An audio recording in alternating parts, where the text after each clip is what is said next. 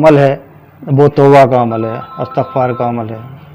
جو بھی آدمی پریشان ہے، مصیبت میں ہے، بلاؤں میں ہے، مبتلا ہے، اس کی کرنے کی سزا وہ ہوتی ہے۔ اللہ ظالم نہیں ہے، نہ اللہ کسی کے اوپر ظلم کرتا ہے۔ ہم جو بوتے ہیں وہی ہم کاٹتے ہیں۔ السلام علیکم ورحمۃ اللہ وبرکاتہ۔ دوستوں، میں اپنے چینل ہاشمی عملیات میں آپ کا استقبال کرتا ہوں۔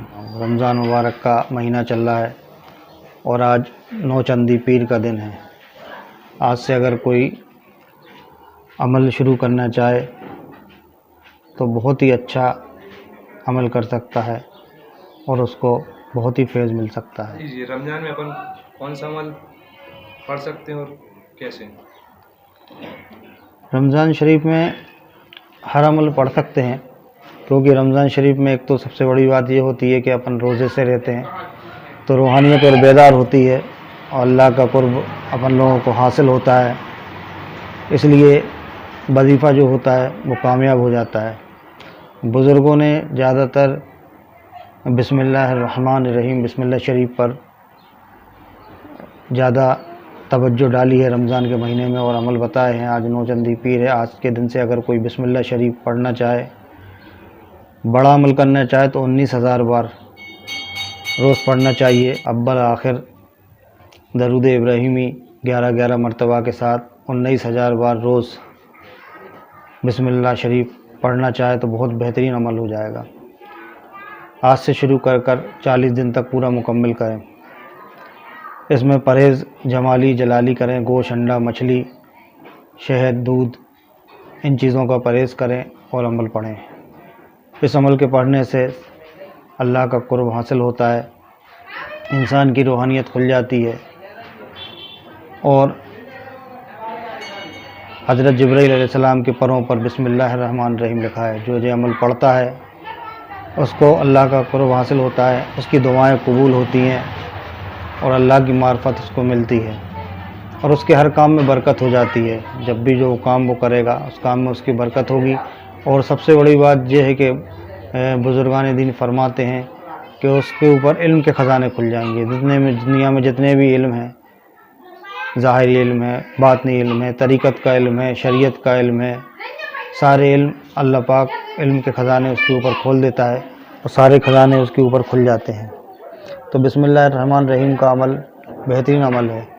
اس کے بعد سورہ مزمل شریف کا عمل ہے۔ اگر کوئی سورہ مزمل شریف پڑھنا چاہے تو سورہ مزمل شریف پڑھے، 40 مرتبہ روز پڑھے، 40 مرتبہ روز 40 دن تک پڑھے تو اس کا عمل مکمل ہو جاتا ہے۔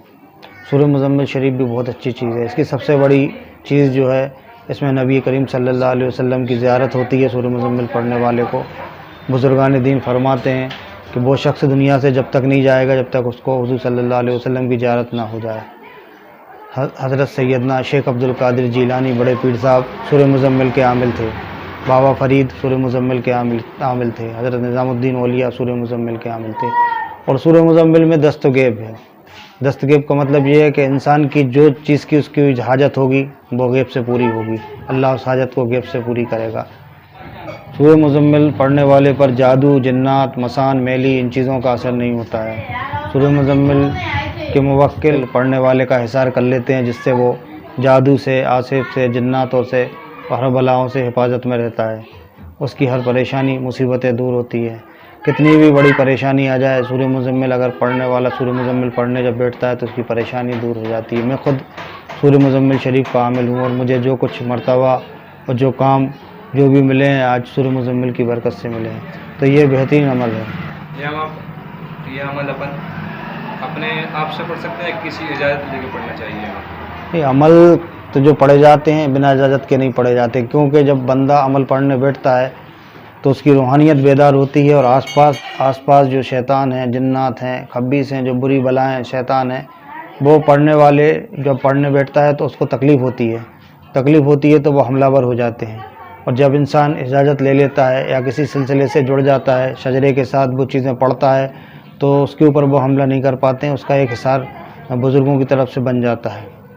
تو اجازت لے کے پڑھنے سے انسان کو ہمیشہ فائدہ رہتا ہے۔ بنا اجازت کے پڑھنے سے رجت کا شکار ہو جاتا ہے، پریشانیوں میں، بیماریوں میں، بندشوں میں مبتلا ہو جاتا ہے، اس لیے بنا اجازت کے کبھی کوئی عمل نہیں پڑھنا چاہیے۔ بسم اللہ شریف اگر کوئی 19,000 بار نہیں پڑھ سکتا ہے تو 1900 مرتبہ روز بھی پڑھ سکتا ہے 40 دن تک، اس سے بھی اس کی روحانیت کھل جاتی ہے اور روحانیت میں اضافہ ملتا ہے۔ اور سب سے بڑا جو عمل ہے وہ توبہ کا عمل ہے، استغفار کا عمل ہے۔ جو بھی آدمی پریشان ہے، مصیبت میں ہے، بلاؤں میں ہے، مبتلا ہے، اس کی کرنے کی سزا وہ ہوتی ہے۔ اللہ ظالم نہیں ہے، نہ اللہ کسی کے اوپر ظلم کرتا ہے۔ ہم جو بوتے ہیں وہی ہم کاٹتے ہیں، اس لیے ہمیں چاہیے کہ ہم استغفار کریں، توبہ کریں۔ میرے نزدیک سب سے بڑا عمل توبہ کا ہے، اس سے تمام بلائیں، پریشانیاں، مصیبتیں دور ہو جاتی ہیں۔ آپ تہجد میں اٹھتے ہیں، سحری کے لیے تہجد میں اٹھیں، اللہ سے رو کر توبہ کریں، اللہ سے رو کر توبہ کریں، اللہ توبہ قبول کرے۔ توبہ ایسی کرنا چاہیے کہ اپنے گناہوں کو یاد کر کے، ان کا اقرار کر کے، جن گناہوں کو جانتے ہیں، جن گناہوں کو نہیں جانتے، ان کی توبہ کرنا چاہیے، اللہ سے عہد کرنا چاہیے کہ دوبارہ میں وہ گناہ نہیں کروں گا۔ آج ہم جن مصیبتوں میں، بلاؤں میں ہم پھنسے ہوئے ہیں، جو ہمارے گناہوں کی نحوست ہے، جس کی وجہ سے ہم ان مصیبتوں میں پھنسے ہوئے ہیں، ان پریشانیوں میں الجھے ہوئے ہیں۔ گناہوں کی نحوست کی وجہ سے بے برکتی ہمارے گھروں میں ہے، ہماری قوم کے اوپر بھی پریشانیاں، مصیبت اور دشمن مسلط ہو گئے ہیں۔ جس سب ہم نے جو بویا ہے، جو ہم نے گناہ کیے ہیں، ہم نے بدکاریاں کی ہیں، ہم نے غیبتیں کی ہیں، ہم نے جھوٹ بولے ہیں، ہم نے چغلیاں کی ہیں، ہم نے چوریاں کی ہیں، جو ہم نے کیا ہے، ان گناہوں کی وجہ سے ہمارے اوپر نحوست ہے۔ آپ اللہ سے توبہ کریں۔ جب آپ توبہ کریں گے تو توبہ کرنے سے اللہ پاک آپ کی بندشوں کو، پریشانیوں کو کھول دے گا اور تمام برکتیں آپ کے اوپر نازل ہو جائیں گی۔ سب سے بڑا جو عمل ہے میرے نزدیک توبہ ہے۔ توبہ جب بندہ کرتا ہے تو اللہ کا قرب سے حاصل ہوتا ہے اور اللہ کے خاص بندوں میں وہ شمار ہو جاتا ہے۔ مجھے بھی اپنی دعاؤں میں یاد رکھیں۔ السلام علیکم ورحمۃ اللہ وبرکاتہ۔